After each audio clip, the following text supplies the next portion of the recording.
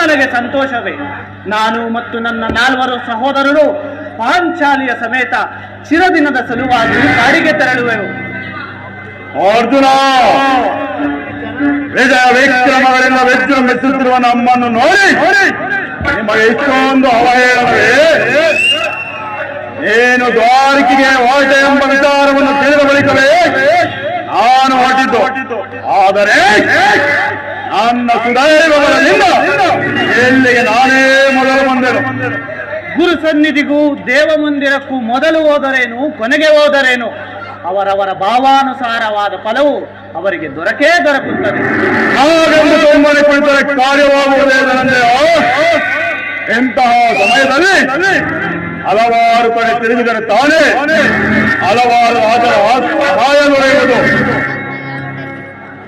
ನಾನು ದ್ವಾರಕೆಗೆ ಬಂದದ್ದು ಈ ಮಹಿಮಾ ಮೂರ್ತಿಯ ಪಾದದಡಿಯಲ್ಲಿ ಕುಳಿತು 4 ಹಿತವಚನಗಳನ್ನು ಕೇಳಬೇಕೆಂಬ ಇಚ್ಛೆಯಿಂದ.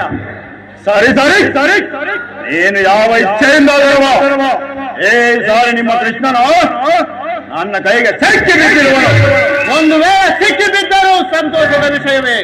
ಕುರು ಪಾಂಡವರ ದಮನಿಗಳಲ್ಲಿ ಹರಿಯುತ್ತಿರುವುದು ಒಂದೇ ವಂಶದ ಪವಿತ್ರವಾದ ರಕ್ತ ಎಂಬುದನ್ನು ನಾನು ಮರೆತಿಲ್ಲ, ನೀನು ಮರೆಯಬೇಡ. ಏನೂ ಮರೆಯಬೇಡ.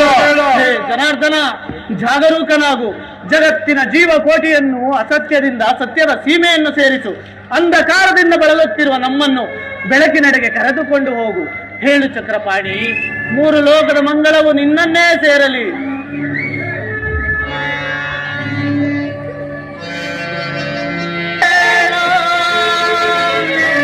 ಭಕ್ತ ವಿಭೀಷಣನ ಕಾಯುವ ಸ್ವಭಾವವತಾಳು,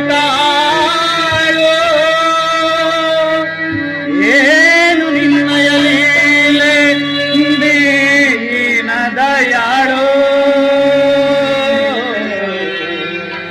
ಶೀಘ್ರದಿಂದ ಜಾಗೃತನಾಗಿ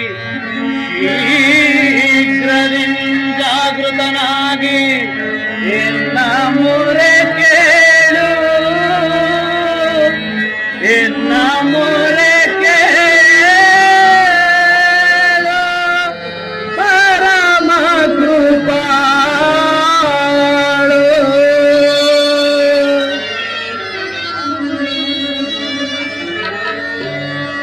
ಓ ಸಿಂಧು ಶಯನ